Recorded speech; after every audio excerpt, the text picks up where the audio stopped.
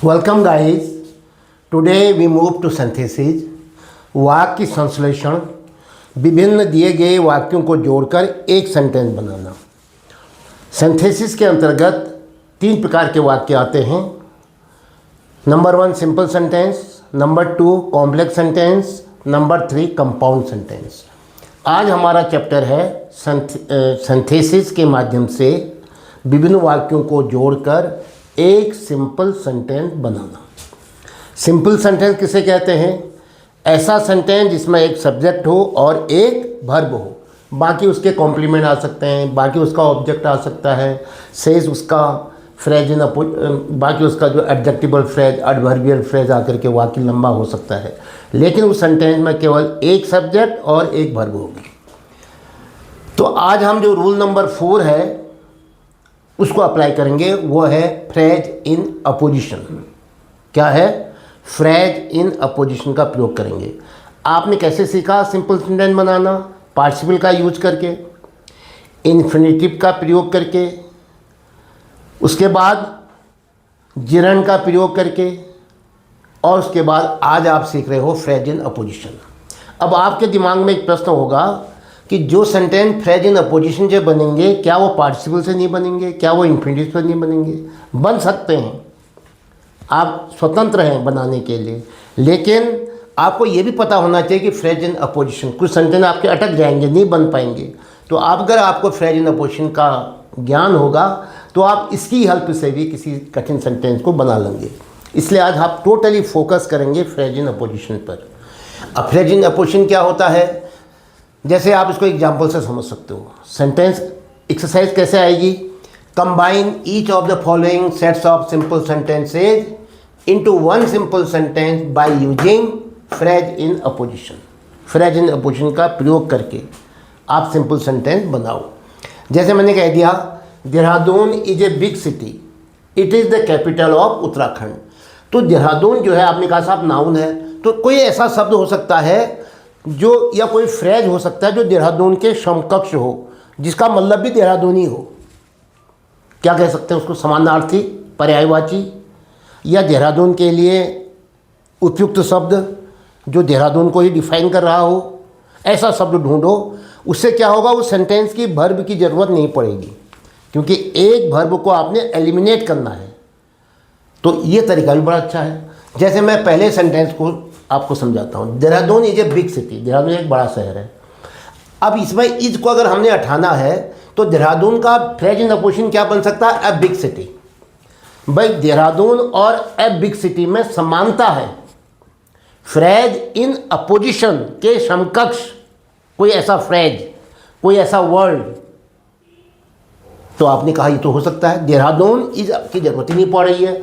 Dehradun comma a big city, correct, तो इसकी ज़रूरत ही नहीं पड़ी। फिर था it is a capital of India, it किसके लिए आ रहा है? देहरादून के लिए आ रहा है, तो इसको भी ज़रूरत नहीं है। तो उसका वर्ब क्या हो जाएगा? Is the capital of Uttarakhand. फिर से सुनो, आपने कहा साहब देहरादून तो ठीक है, हमने लिख दिया।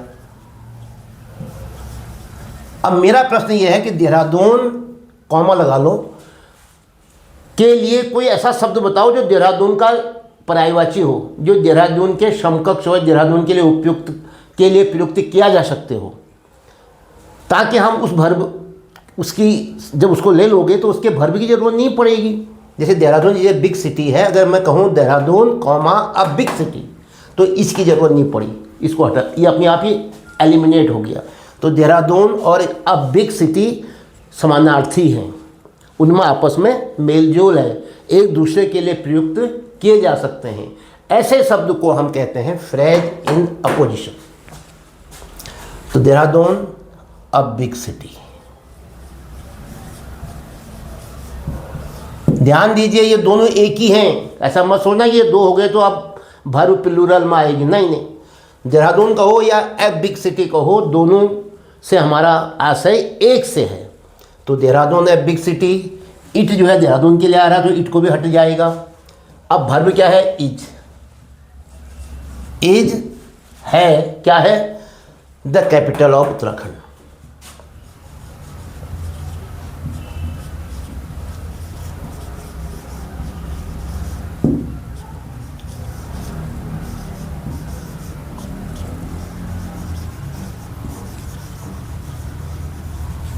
अब आपने देखा देहरादून अ बिग सिटी एक ही शब्द है या कहो कि समानार्थक है, एक दूसरे के लिए प्रयुक्त हो सकते हैं, तो इसलिए वर्ब क्या आएगी, सिंगुलर नंबर ही आएगी इज।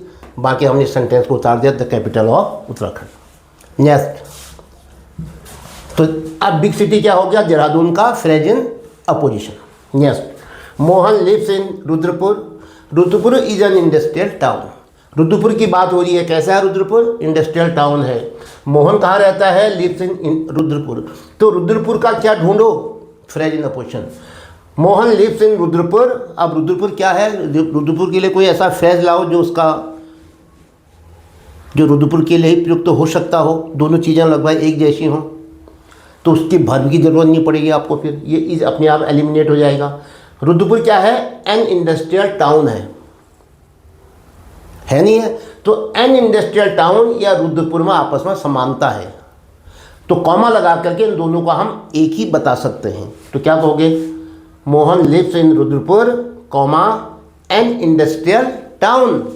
मोहन एक इंडस्ट्रियल टाउन रुद्रपुर में रहता है,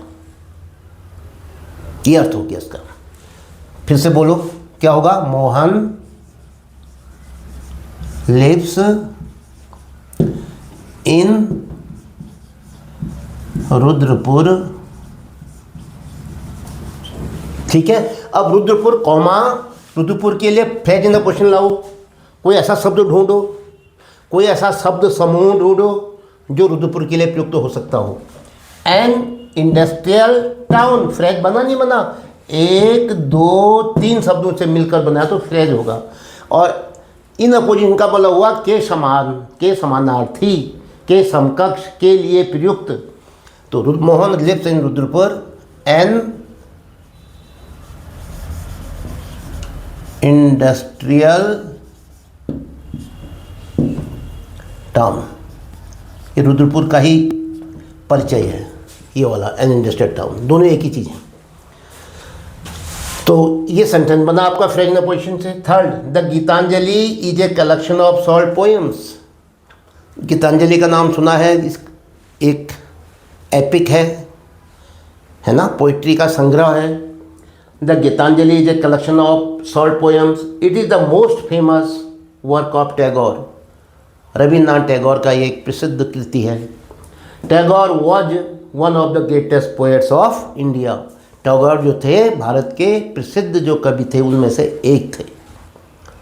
तो क्या हो सकता है, टैगोर के लिए तो है, क्या है, यही इसी में मिल गया, वर्ड को हटा देंगे हम, Tagore comma one of the greatest poets of India. Clear हो गया ये तो। देखते हैं इसका सब्जेक्ट बनता नहीं बनता। अब लेते हैं गीतांजलि को। Gitanjali is a collection of short poems. Gitanjali का भी फ्रेज इन पूछना है हमारे पास, क्या है, इज हट जाएगा, गीतांजलि द गीतांजलि कॉमा इसको हटाओ, अ कलेक्शन ऑफ शॉर्ट पोएम्स, दोनों एक ही चीज़ हैं। गीतांजलि का परिचय कैसे दोगे, a collection of short poems, यही तो है Gitanjali. Is the most famous work of Tagore, बिल्कुल बन जा रहा हो, टैगोर की जगह दोनों टैगोर एक ही हुए है, तो एक ही टैगोर को लिखोगे और यहाँ क्या लिख दोगे, टैगोर का फ्रेज इन पोजिशन आपने बना रखा one of the greatest poets of India. काफ़ी अच्छा बन गया। गीतांजलि का भी फ्रेज इन पोजिशन है आपके पास और टैगोर का भी फ्रेज इन पोजिशन है इसमें, तो इसका वर्ब हटेगा। गीतांजलि का जो है वो इसमें है तो इसका भी वर्ब हटेगा। तो एक जो तीसरा जो बीच का वाक्य है उसकी वर्ब रहेगी। समझ रहे हो नहीं समझ रहे हो, देखो क्या लिखूँ मैं लिख देता हूँ गीतांजलि।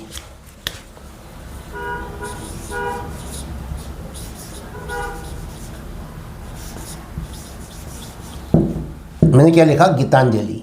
अब गीतांजलि का फ्रेज इन पोजिशन लाओ, क्या है गीतांजलि का फ्रेज इन पोजिशन, कॉमा क्या है गीतांजलि, देखो ये अ collection of short poems, is हट जाएगी, अ collection of short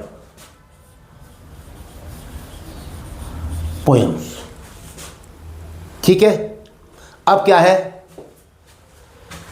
is the most famous work of Tagore. इसको रखो, इसकी वर्ब को रखो, is the most famous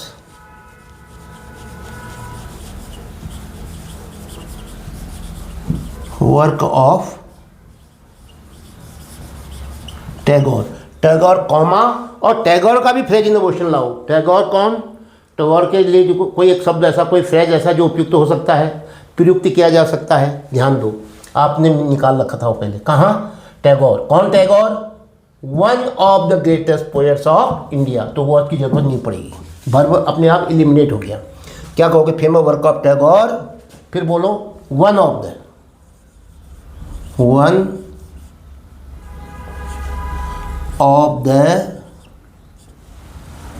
the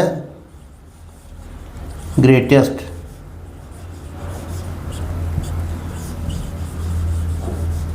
poets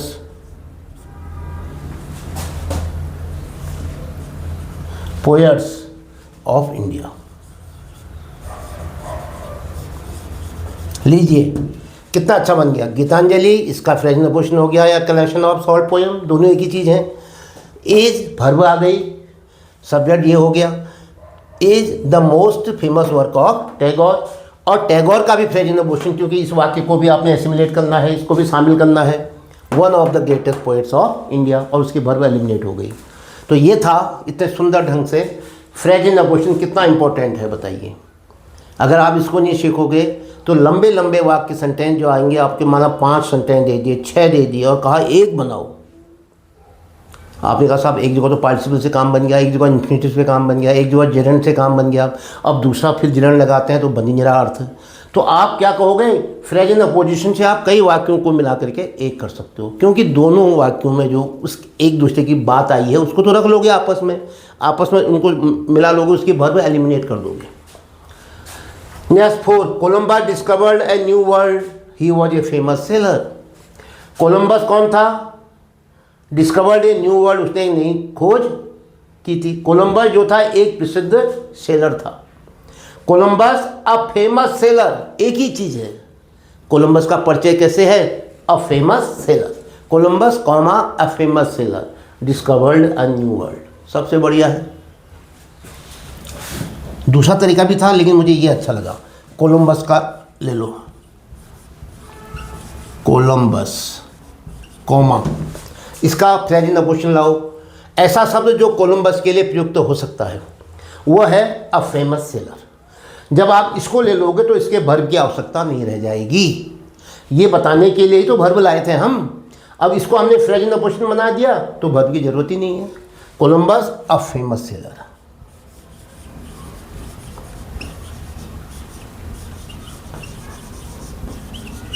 clear. अब लाओ वर्ब, किसकी वर्ब बची है, इसकी, डिस्कवर्ड ए न्यू वर्ल्ड, ये वर्ब आ गया।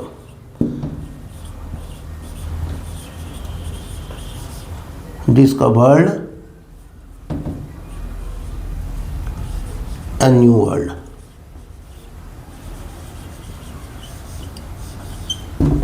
डिस्कवर्ड ए न्यू वर्ल्ड, एक नया संसार खोजा। क्लियर हो गया। कोलंबस कॉमा, इसका फ्रेज इन क्वेश्चन है अ फेमस सेलर, अब वर्ब आई डिस्कवर्ड, बाकी जो उसके आगे आया हुआ है वो कितने ही आ जाए, कितना ही लंबा वाक्य बनने दो उसको। Next, Bhagat Singh was, WAS, Bhagat Singh was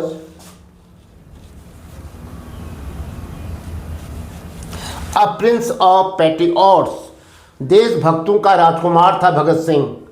who can forget him, कौन उसे भुला सकता है। Who can forget Bhagat Singh, Bhagat Singh को कौन भुला सकता है।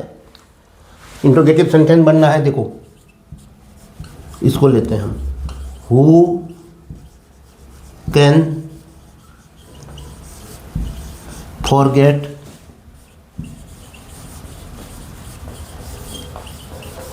भगत सिंह। क्लियर। कौन भगत सिंह को भुला सकता है, लेकिन इसमें ये भी दिया था Bhagat Singh was a prince of patriots. तो इसमें देखो भगत सिंह के लिए क्या शब्द आ सकता है, इसका फ्रेज इन द क्वेश्चन जो भगत सिंह के लिए प्रयुक्त किया जा सकता है वो है अ प्रिंस ऑफ पेट्रियोट्स। तो इसके वर्ब की जरूरत नहीं पड़ेगी, इसको एलिमिनेट कर दो। भगत सिंह कौमा कौन Bhagat Singh, a prince of patriots, देशभक्तों का राजकुमार। लीजिए, तो ये आपने किया, और ये जो है भगत सिंह का प्रिंस ऑफ पेट्रियोट्स क्या हो गया, फ्रेज इन अपोजिशन। तो उसकी वर्ब की आवश्यकता नहीं पड़ी, केवल एक वर्ब से काम बन गया, एक ही वर्ब आई। Number 6, Ramesh left his friends in a forest. Ramesh ने अपने दोस्तों को एक जंगल में छोड़ दिया। That was very ungrateful act, वो बड़ा ही कृतज्ञतापूर्वक कृतज्ञता युक्त कार्य था, एहसान न मानने वाला कार्य था,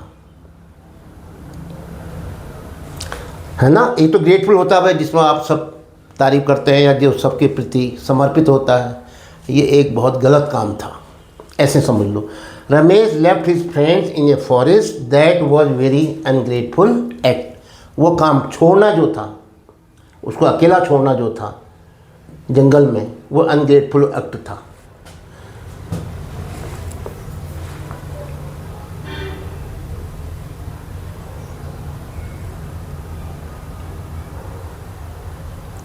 that was very ungrateful work. अब एक को तो हटाना पड़ेगा, इसको हटाते हो वॉच को, तो देखो कि इसमें कौन सा फ्रेज जो है, रमेश के लिए तो कोई चीज़ नहीं आ सकती है, रमेश तो प्रॉपर नाउन है, और ये अनग्रेटफुल एक्ट किसके साथ हो सकता है, जंगल में छोड़ने को कह रहा हुआ। तो क्या होगा, Ramesh left his friends, Ramesh left his friend in a forest comma a very ungrateful act. क्या कहा मैंने, बोलो। रमेश लेफ्ट, तो मैंने क्या कहा आपसे, Ramesh left his friend in a forest, that was very ungrateful act. Phrase in apposition Ramesh के साथ तो नहीं आ सकता है, जो उसने जंगल में छोड़ा, लेफ्ट इन द फॉरेस्ट, ये क्या था, ये काम a very, that was very ungrateful act. अब इसको हम नाउन बना देते हैं, अ वेरी अनग्रेटफुल एक्ट, और वो किसके साथ आएगा, लेफ्ट इन ए फॉरेस्ट के साथ आ जाएगा। तो क्या बनेगा उसका, फ्रेज इन अपोजिशन। तो क्या लिखूं मैं, Ramesh left his friends, Ramesh ने अपने दोस्तों को छोड़ा, कहाँ छोड़ा, कहाँ छोड़ा, इन अ फॉरेस्ट, ठीक है, कॉमा इसके साथ होता है। अब आपको कहा फॉरेस्ट का तो नहीं है, वो फॉरेस्ट तो जंगल को कहते हैं, नहीं, left his friend in a forest, left in a forest, ठीक है, ये हिज फ्रेंड्स को भी इग्नोर करो, लेफ्ट इन अ फॉरेस्ट, ये जो काम था एक यहाँ से लेकर के लेफ्ट से, वर्ब से जुड़ा हुआ, लेफ्ट इन ए फॉरेस्ट, इसका फ्रेज इन अपोजिशन बनता है अ वेरी, अब नाउन बना लो इसको आप, अ वेरी अनग्रेटफुल एक्ट।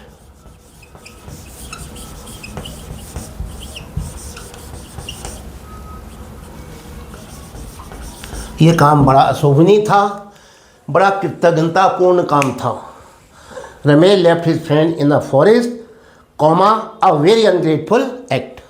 तो ये था आज फ्रेज इन अपोजिशन का प्रयोग करके simple sentence banana. Phrase in opposition किसे कहते हैं, जब किसी नाउन के साथ उसी का जैसा कोई शब्द, उसके लिए प्रयुक्त होने वाला शब्द, पर्यायवाची भी कह सकते हो, है ना, जो उसको डिफाइन कर रहा है, ऐसा शब्द जब हम यूज करते हैं, दोनों को कॉमा लगा करके उसको लिख देते हैं, बल्कि दो कॉमा के बीच में आता है ये। अब क्या लिखा हमने, देहरादून अ बिग सिटी, लो कॉमा, यहाँ पर Mohan lives in Rudrapur and industrial town, ये तो ठीक हो गया। Gitanjali a collection of short poems comma famous Tagore हो गया, ये भी ठीक हो गया। Columbus a famous sailor comma, 2 comma के बीच में। Who can forget Bhagat Singh a prince of patriot, ये ठीक हो गया। Ramesh left his friend in a forest a very ungrateful act, ये भी बिल्कुल सही हो गया।